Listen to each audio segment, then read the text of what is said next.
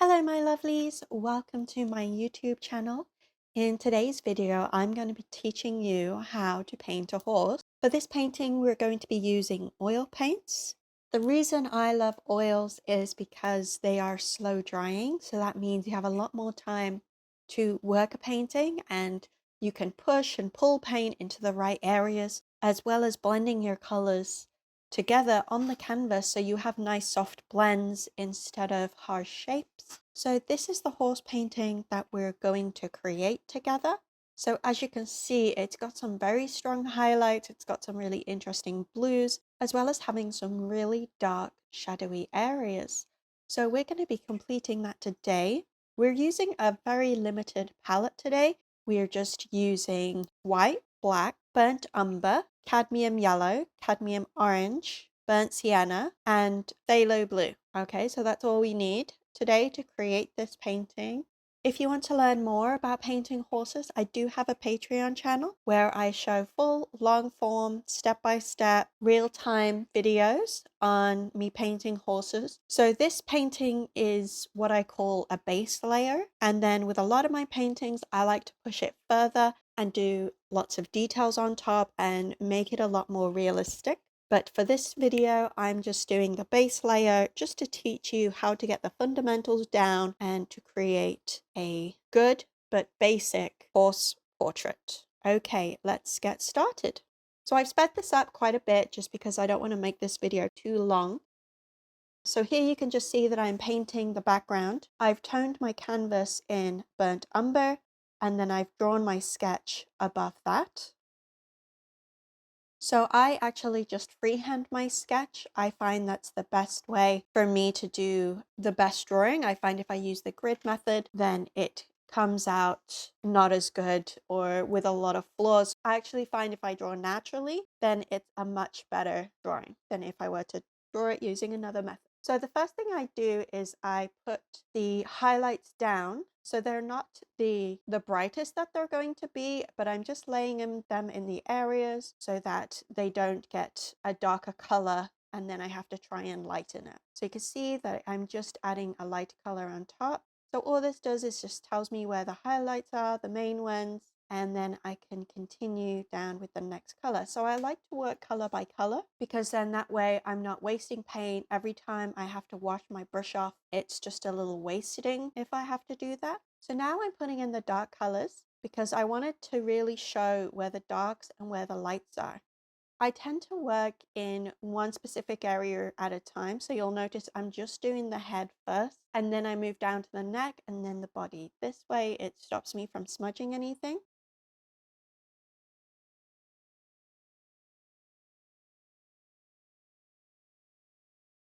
So this dark color is actually a very dark blue with the phthalo blue, and so that makes the shadows a lot more interesting if I do a dark brown or a dark blue instead of using black.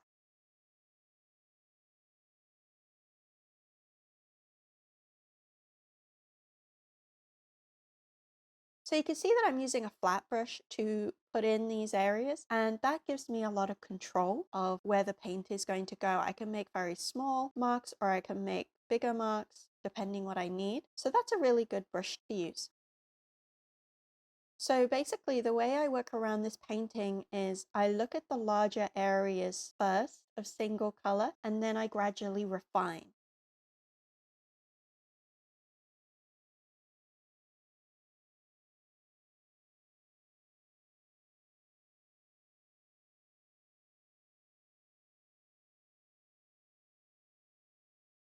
So the reason why I put this orange down is because I wanted to make sure that I have the basic color down, so then when I add the more tonal values, this color is going to be the basis of what the final color will look like as we blend it with more and more tones. That's the nice thing about oils, is because this is going to stay wet, then it means that the colors that we put down will be the colors that blend in, and so it's the final color will be a basis of all the colors that we put down on top of. Now, if you do make a mistake, that you can remove oils, or you can wait for it to dry and paint over the top, just like you would acrylics.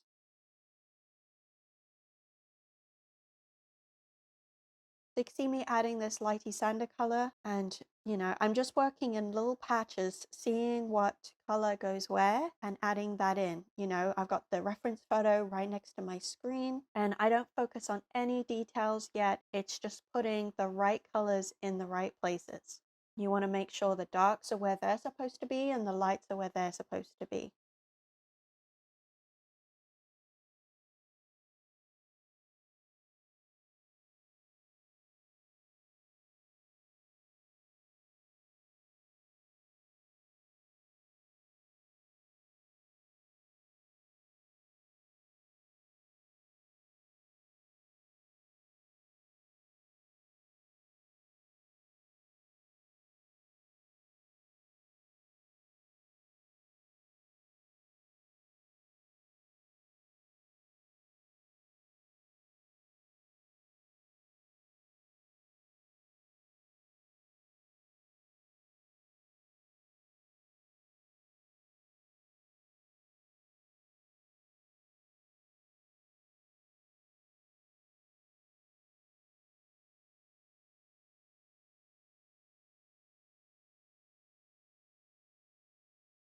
So you can blend, if you find that the edge of two colors next to each other is too harsh, you can blend it by cleaning your paintbrush off and drying it on paper towel and then smudging those two colors against each other. And so what they'll do is that'll create a fuzziness and a gradient between the two colors so that they have a nice gradual transition from one to the next.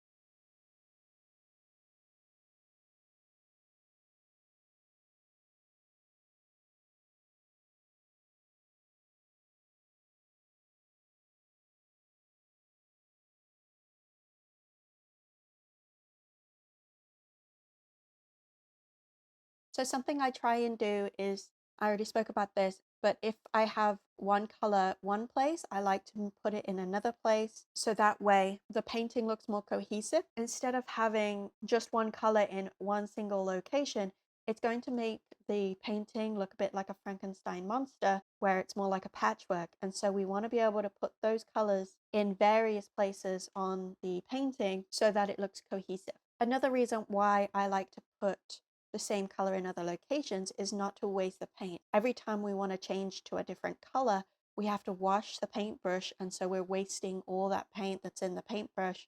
So it's better to get those colors down in the correct areas in one go rather than having to wash the paintbrush and waste all that paint.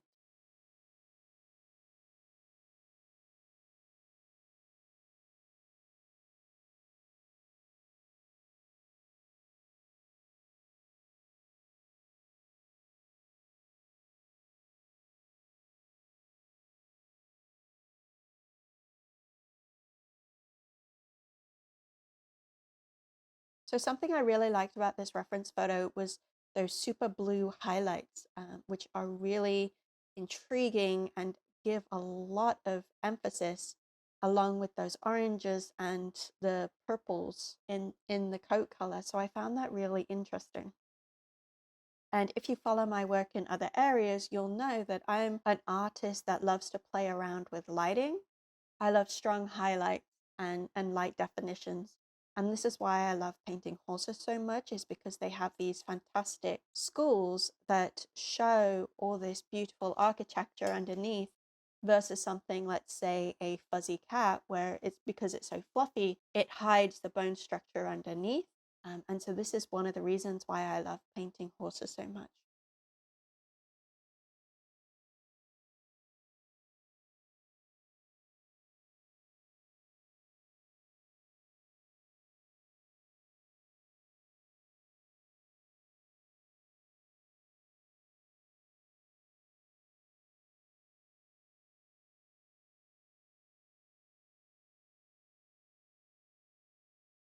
So you can see here I'm using a eyeshadow brush that's clean and dry, and what that does is I move it over the paint quickly and in the direction of the hair growth to smudge those areas together, and it continues softening those blends between one color to another. This isn't a zebra, for example, where they have very harsh lines of patterns. This is a very soft patterning where one color transitions into another color.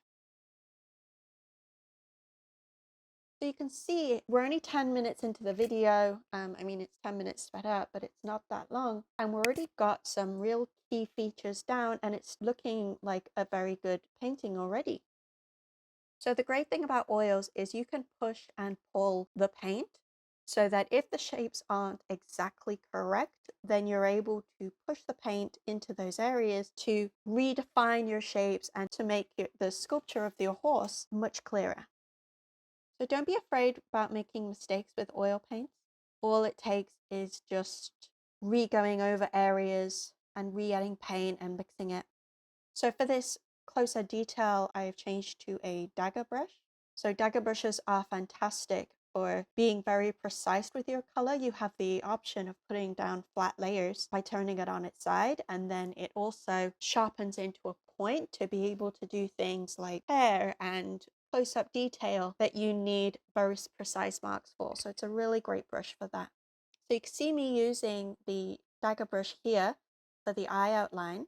So I really like to do the outline of the eye first when I'm painting the eye, and that's because the eye shape is incredibly important. So I want to make sure that is correct. It is important to add highlights as well as shadows in your eyes. Always remember that the eyelid is going to cast a shadow down onto the eyeball, and I always like to have some blues in my eyes. And so what that does is that just makes the highlight more realistic, because chances are your horse is going to be outside, and so the highlight is going to be of an outdoor scene, which is usually the sky. So what's interesting about this horse here is a little bit of its cornea is showing on the right there. So that's usually a reddish brown or cream color. Don't be afraid if you have to paint the eyelid shapes more than one. When you're working this small, I think this is only an 11 by 14. When you're working this small, it's very precise work, and so sometimes you have to re-go over a line a couple of times, but because we have the ability to add more paint down, then we can soften those areas and hide those mistakes, and turn the line that we drew into the shadow underneath the eyelid. So you can see that even though I'm still doing the basic shapes, I'm still have the ability to do some detail in there. You'll notice that I started to do the veins on the side of the cheek, and we've got the tear duct in there, as well as some creases in the eye. So even though we're just painting the base layer of this painting, doesn't mean that you can't put details in there. And how much detail you want to add is all up to you. This is just, for me, compared to my other paintings, this is just a base layer, which is normally what I take this and then I add all the fur detail and do hair by hair. Or you can happily leave it like this, and it just creates this beautiful, delicate painting that isn't so structured and organized. And so you can continue going with this painting as far as you want.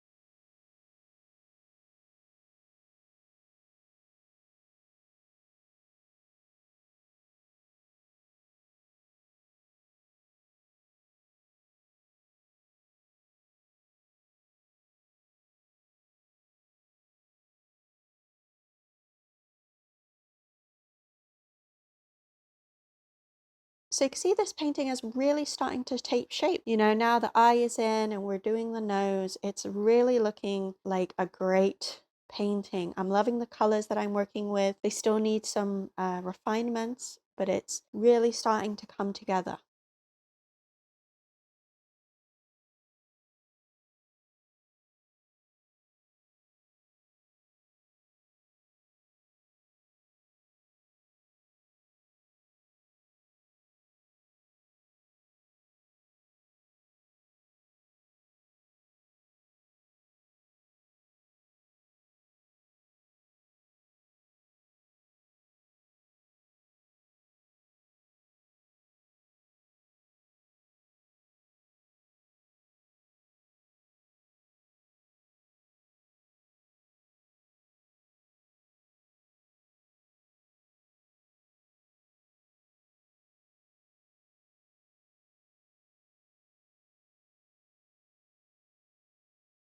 So you'll notice that I've stuck with that dagger brush. It's a great brush to do all those details with. So now all the main colors are in there. Now I can move to smaller sections and making sure that I have the smaller areas of tonal change that I can now edit and manipulate.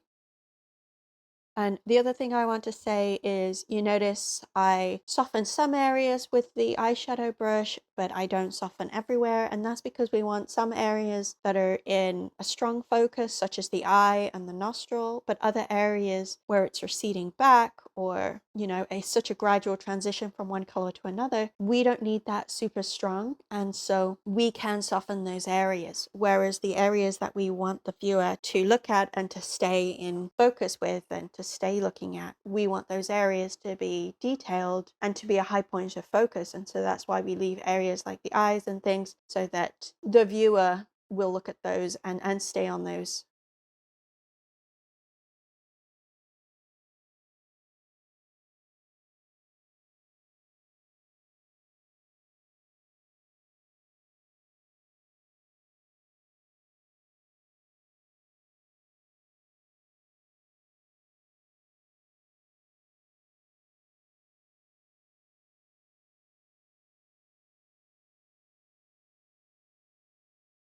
You can also see me using my mask stick. It's one of my favorite items that I have. It's basically a metal stick with a ball on one end, and I've added a ball to the other end as well. And I just rest it on the canvas or my easel, and then I can paint. I can rest my hand on it, and it just allows me to be a lot more stabilized when I paint, especially if I'm doing all my highly detailed paintings that I do.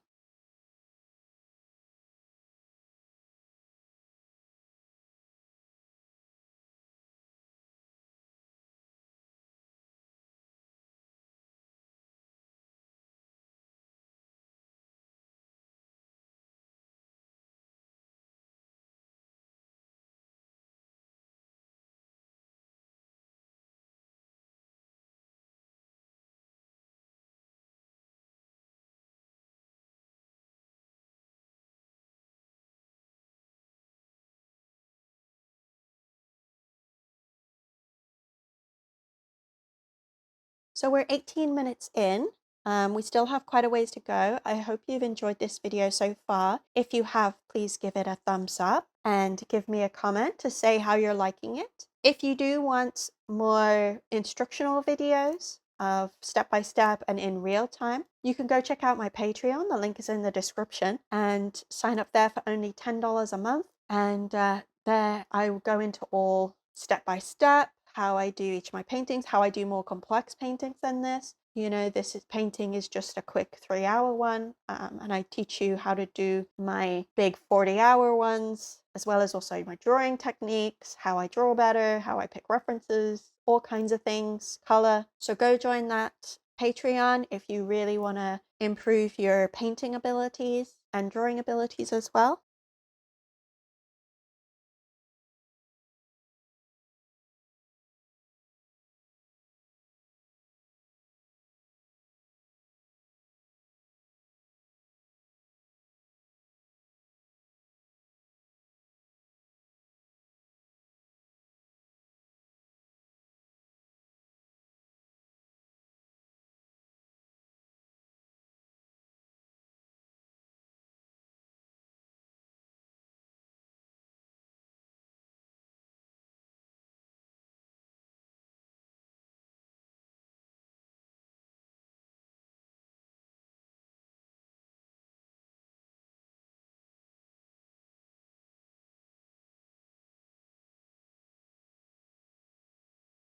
So you can see I'm just moving around the body, adding the colors where they belong to, and then mixing them together. So the neck, because the face is such a point of focus, the neck isn't super important, but we still want to make sure that the right colors are in the right spots and the highlights are in the correct places, as well as the shadows. And so don't be too worried about the neck and the body. We just need generalized shapes so that way the viewer knows that it's a neck and it's a body and it makes sense to the viewer. We don't want any crazy proportions going on.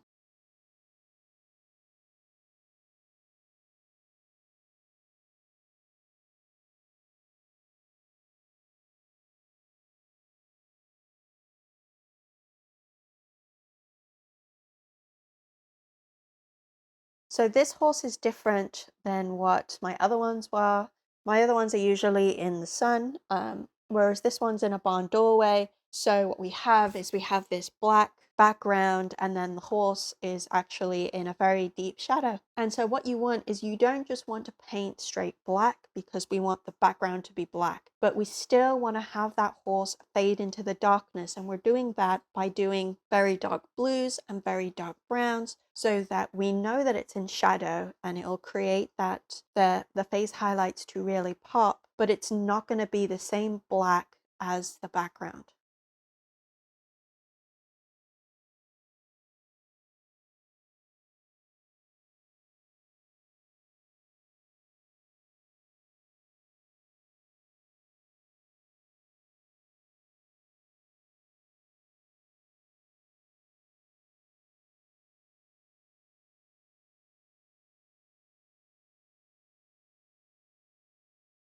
So also, one thing I'd like to talk about is, when you're doing oil paintings, depending on which layer you're working on depends on how much medium you want to add. So the medium that I use is Galkid. It makes oil paints dry faster, and it also loosens them up so they aren't as thick. And so the reason why we want this is so that we're not using tons of paint on the paint surface, whether you're using canvas or wood or hardboard or masonite, something like that. So we're not wasting too much paint. And then the other reason is because I do a lot of detail over the top of this layer, it stops it from creating a textured surface on whether we're using masonite or canvas. I use canvas most of the time. And so that means it's an uninterrupted surface because there's no texture on it. So this is why I use Galkid to water down my paints so that they're not as strong and thick, and so they don't create a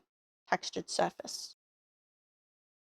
But it's really starting to come together. You'll notice I've not done the mane yet, and that's just because I want to focus on all the other important areas, and then the mane is kind of going to go on top.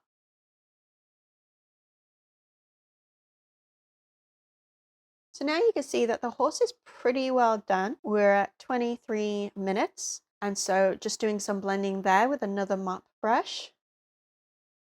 One thing I do want to say is, make sure that you're adding those dark colors to other areas of your horse, because the horse is going to have those strong shadows all over its body. And so you want to include those everywhere to make sure that your painting looks cohesive.